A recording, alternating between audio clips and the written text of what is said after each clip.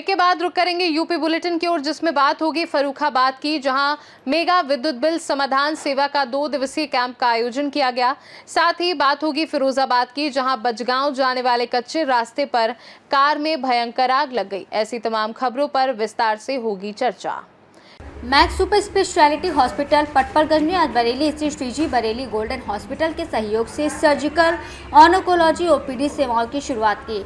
Max super speciality hospital Patparganj का उद्देश्य विश्व स्तरीय कैंसर देखभाल को लोगों तक पहुंचाना है। ये पहल न केवल चिकित्सा क्षेत्र में नवाचार को बढ़ावा देती है, बल्कि क्षेत्र के लोगों के स्वास्थ्य और जीवन स्तर को बेहतर बनाने की दिशा में भी एक महत्वपूर्ण कदम है। आज हम बरेली क्षेत्र में बरेली गोल्डन हॉस्पिटल में कैंसर ओपीडी की शुरुआत के लिए ये प्रेस कॉन्फ्रेंस कर रहे हैं। Max super speciality hospital Patparganj के सहयोग से मैं डॉक्टर प्रतीक वार्ष्णेय, मैं एक कैंसर विशेषज्ञ हूँ। मैं अपनी सेवाएं बरेली क्षेत्र में कैंसर पेशेंट्स के लिए देने के लिए महीने में 2 या 3 बार हम अपनी सेवाएं दिया करेंगे। बरेली गोल्डन हॉस्पिटल में डॉक्टर संदीप के सहयोग से ये हम सुविधाएं देंगे। इसमें कैंसर पेशेंट्स के लिए अवेयरनेस, उनकी ओपीडी और उनके ट्रीटमेंट जो भी यहाँ बरेली में पॉसिबल हो सकेगा हम देने की कोशिश करेंगे। इसके अलावा जो पेशेंट्स और उनके अटेंडेंट्स दिल्ली में हमसे सहयोग चाहेंगे तो उनको हम max super speciality hospital Patparganj में कैंसर ट्रीटमेंट की सुविधाएं प्रदान करेंगे। तो आज के इस कार्यक्रम में आप सब लोगों के माध्यम से मैं ये बताना चाहता हूँ कि ये सुविधाएं आपके शहर में उपलब्ध हैं, तो उसका जितना हो सके उपयोग करें और ज़्यादा से ज़्यादा लोगों को इसके बारे में अवगत कराएं। कितने प्रकार के कैंसर होते हैं? मुख्यतः हम कैंसर्स को सॉलिड ट्यूमर और ब्लड कैंसर्स में डिवाइड करते हैं। और सॉलिड ट्यूमर्स में हमारे जो बॉडी है उसमें जितने भी ऑर्गन्स हैं, जितने भी ग्रंथ हैं, उन सब में ये कैंसर हो सकता है। जो ज़्यादा कॉमन कैंसर्स हैं इंडिया में या बरेली में वो है मुंह का कैंसर, स्तन का कैंसर एंड पेट में इंटेस्टाइन का कैंसर। तो इन कैंसर्स का इलाज पॉसिबल है, ज़रूरी है कि आप इनको अर्ली स्टेज पे पकड़ें। कैंसर से होने से पहले कोई बचाव है, ऐसा जो उपाय किया जाए जिससे कैंसर ना हो? कैंसर से बरेली से सी न्यूज़ संवाददाता BS चंदेल की रिपोर्ट। मेगा विद्युत बिल समाधान सेवा का 2 दिवसीय कैंप का आयोजन किया गया। इस कैंप के माध्यम से विद्युत के बकायेगर उपभोक्ताओं के नजदीक जाकर उनकी समस्याएं समाधान करने का पूरा प्रयास किया जा रहा है। इस दौरान फतेहगढ़ टाउन के SDO अजय कुमार ने बताया कि स्मार्ट मीटर में जो बिल आ रहे हैं उनका वर्ष 2024 के मई जून जुलाई महीने के बिलों के आधार पर स्मार्ट मीटर के बिलों का संशोधन किया जा रहा है। उन्होंने कहा कि उपभोक्ताओं का कहना है कि स्मार्ट मीटर में रीडिंग अधिक आ रही है। उन्होंने कहा कि पिछले वर्ष के बिल और वर्तमान बिल को लेकर उपभोक्ताओं को समझकर बिलों का समाधान किया गया है। उन्होंने कहा कि कैंप में सबसे अधिक बिलों को लेकर प्रार्थना पत्र आए हैं, उन सभी का समाधान किया गया है। फिर भी कुछ रह गए हैं, उनका भी निस्तारण कर दिया जाएगा। अजय कुमार नाम है, हम पोस्टेड हैं फतेहगढ़ टाउन में SDO पोस्ट में। आज विद्युत विभाग की तरफ से कैंप लगा है, तो एक विद्युत सेवा महाअभियान का कैंप है। इसमें हम क्या कर रहे हैं, कंज्यूमर के नज़दीक जा कर के उनकी शिकायतों का समाधान कर रहे हैं। और इस तरह का शिकायत का समाधान हम इसमें कर रहे हैं, जैसे किसी का बिल संशोधन कराना है, किसी का लोड घटाना है या बढ़ाना है, किसी कंज्यूमर को नया कनेक्शन लेना है या किसी का मीटर ख़राब है। इन सभी समस्याओं का समाधान हम कंज्यूमर के घर पे एक तरह से कैंप लगा करके इसको सॉल्व करने की कोशिश कर रहे हैं।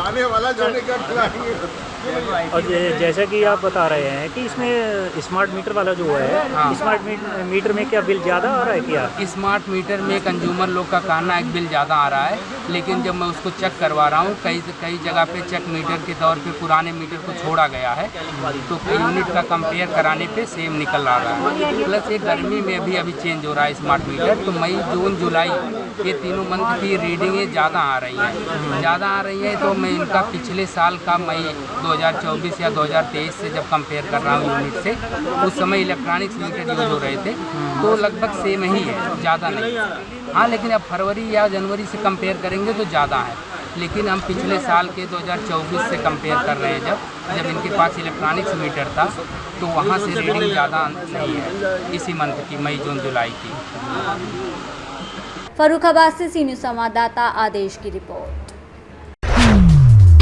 थाना नारकी के अंतर्गत बचगांव जाने के कच्चे रास्ते पर आग में लगी भीषण आग। एटा रोड पर बलेनो गाड़ी में टक्कर मारकर भागी थी कार। बलेनो कार चालक ने पूरी घटना बताई। आग लगते ही कार ड्राइवर जान बचाकर भागा। बचगांव चौकी से कुछ ही दूरी पर कार में आग लगी। कार में आग लगते ही राहगीरों की भीड़ इकट्ठा हो गई। स्थानीय निवासियों ने फायर ब्रिगेड को फोन किया। मौके पर पहुंचे थाना प्रभारी राजेश गिरी। सूचना मिलते ही फायर ब्रिगेड की गाड़ी ने आग पर काबू पाया। बता दें, बलेनो कार में जोरदार टक्कर मारी गई। कार मालिक ने अभिषेक रहे, जिन्होंने बताया कि ताजापुर चौकी के समीप पीछे से टक्कर मारी गई। दोनों गाड़ियों का एटा की तरफ से आना था। पीछा करते हुए मौका पाकर ब्रीजा कार मालिक बचगांव की तरफ भागा। पुलिस मामले की जांच में जुटी है। क्या नाम है तुम्हारा? मेरा अभिषेक नाम है मेरा। पिताजी का नाम? राजेंद्र सिंह है। कहाँ से आ रहे थे आप? मैं एटा से आ रहा था, मैं अपना आगरा जा रहा था बैंक के काम से।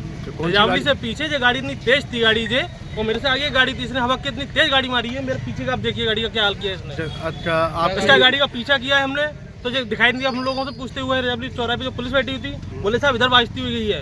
इधर आके पता किया, भैया इधर गई है, इधर से आ रहे हैं हम लोग। पहले से इस गाड़ी वाले से कोई संबंध नहीं, हमारा कोई संबंध नहीं, हम नहीं जानते सर कौन है कौन नहीं है। कौन सी थी आप? हमारी बलिनो गाड़ी है। क्या नंबर है आपकी गाड़ी का? RJ 02। इस गाड़ी फिरोजाबाद से सी न्यूज़ संवाददाता बबलू फरमान की रिपोर्ट। लाइन बाजार थाना क्षेत्र के लखनपुर गांव का प्रार्थी अपने मकान और गोदाम पर अपने परिजनों के साथ रहता है। प्रार्थी के घर के बगल में दीपा जायसवाल पत्नी प्रेमचंद जायसवाल दबंग और मनबर किस्म की महिला है। अपनी दबंगई के बल पर प्रार्थी को अपने घर में रहने में उपद्रव कर रही है।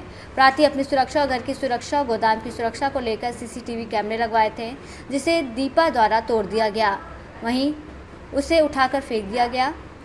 प्रार्थी ने मना किया तो दीपा ने प्रार्थी को भद्दी गालियाँ दी और जान से मारने के लिए दौड़ पड़ी। प्रार्थी 70 वर्षीय वृद्ध व्यक्ति है। प्रार्थी की बहू अंजलि के साथ हमेशा मारपीट करने पर वो आमदा रहती है, जिसकी सूचना थाना लाइन बाजार को दिया गया पर कोई कार्रवाई नहीं की गई। प्रार्थी की बहू अंजलि ने CMO के आदेश पर डॉक्टरी मुआयना करवाया पर कोई सुनवाई न होने के कारण प्रार्थी पुलिस के उच्च अधिकारियों से न्याय की गुहार लगा रहे हैं। दीपा जायसवाल का आतंक बढ़ता जा रहा है और प्रार्थी की कोई सुनवाई नहीं हो रही है। प्रार्थी की जान माल की सुरक्षा की गुहार लगाई गई। आप यहाँ क्यों आई हैं, क्या मामला है? बस मामला ये है कि मेरे पिताजी हैं, माताजी हैं, वो बहुत ज़्यादा परेशान है। वो मेरी जो जेठानी इतना ज़्यादा अत्यंत परेशान कर रखी है, हमेशा गाली गलौज मारपीट। देखिए हमें यहाँ वहाँ चोट धक्का, मेरे पास वीडियो है। सब कुछ होने के बावजूद भी वो मतलब सचिवालय से फ़ोन करवा देती है किसी से और उनका काम हो जाता है। हमें बोल दिया जाता है कि हाँ अभी ठीक है। हम अभी जाने वाले लग रहे थे, उससे पहले वो इतना ओवर स्मार्ट बन के हर जगह अपना चूड़ी से करके कैसे करके हर जगह मतलब अपना वो काम करवा लेती हैं। कोई अगर लिखने वाला रहता है तो उसको बोल देती हैं कि हाँ हमें हमेशा धमकी देती हैं। और मेरे हस्बैंड जब भी मतलब वहाँ जाते थे तो वहाँ पे वो बोलती रहती थी कि हाँ तुम्हें ऐसे फंसा देंगे वैसे फंसा। हमारी मजबूरी है कि हम इतने छोटे से बच्चे को लेकर हमको छावनी में लेके रहना पड़ रहा है। क्या नाम है आपका? मेरा नाम अंजलि जायसवाल है। हम बस सिर्फ कहाँ चाहते हैं निवासी, कि कहाँ की हैं? हम उर्दू बाजार के निवासी हैं। बस मेरे माताजी पिताजी बस इतना ज़्यादा परेशान है, वो लोग इतना ज़्यादा तकलीफ में हैं कि उसकी वजह से हमें आज समाज के सामने बाहर आना पड़ रहा है। हमारे घर की बहुओं का, हमारे घर का ये रिवाज नहीं है कि हाँ घर की बहुएं बाहर निकले। आज वो इतना मजबूर कर दिया कि हमें बाहर निकलना पड़ रहा है। हाँ, क्या मामला था, क्यों आप लोग यहाँ आए थे? हम आए थे यहाँ पर साहब को दिखाने के लिए कि हम बहुत मजबूर हैं और हमारा बेटा इतना बड़ा हमारे तांडव कर रहा है कि हम लोग को एकदम जीना हराम कर दिया है। और सन 2003 से मैंने इसको रजिस्ट्री कराया। रजिस्ट्री करा करके मैं आधा ज़मीन अपने नाम से लिया, आधा ज़मीन अपनी पत्नी के नाम से। उसमें पत्नी के कहने पर मैंने दोनों बेटों को नाम दिखा दिया। और उसके बाद जो है वो दोनों बेटे जो है इतना पढ़ाई कर रहे हैं। एक बेटा इतना पढ़ाई कर रहा है कि हमको एकदम जीना हराम कर दिया है। हमारी पूरी प्रॉपर्टी जो है हड़पना चाह रहा है। हर धमकी देता है कि जान से बात नहीं, रास्ते में जान से बात नहीं। लड़का आपका? जी प्रेमचंद। और उसकी बहू बहुत ज़्यादा, बहू दीपा जो है बहुत ज़्यादा ताना कह के बार आपको धमकी देगी, हाँ हम जान से मरवा देंगे।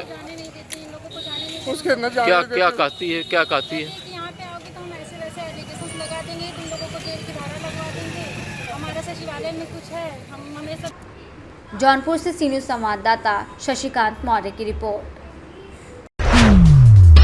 पट्टी की बेटी की सुरीली आवाज अब देश के विभिन्न मंच पर सुनाई दे रही है। ग्रामीण क्षेत्र के लोकगीतों में ढोलक की थाप पर पारंपरिक गीतों से अपनी सुरीली मखमली आवाज से वो लोगों को मंत्रमुग्ध कर दे रही है। पट्टी क्षेत्र के रायपुर गांव के सुनील ठाकुर वाराणसी में संगीत शिक्षक हैं। उनकी बेटी सेजल ठाकुर ने बचपन से ही संगीत में रुचि दिखाना शुरू कर दिया तो पिता ने भी उसके शौक को पूरा करने में हमेशा साथ दिया। वाराणसी से लेकर दिल्ली, मुंबई तक के विभिन्न मंचों पर अपने सुरीली आवाज से लोगों के दिलों पर राज करने वाले सेजल ठाकुर आज लोगों से आशीर्वाद प्राप्त कर रही है। इस बार शनिवार और रविवार को सेजल ठाकुर को रात 9 बजे से DD Uttar Pradesh TV channel पर कार्यक्रम प्रसारित होगा। प्रतापगढ़ से सी न्यूज़ संवाददाता रोहित जायसवाल की रिपोर्ट। यूपी बुलेटिन में बस इतना ही। देश दुनिया की बाकी खबरों को जानने के लिए आप देखते रहिए सी न्यूज़ भारत।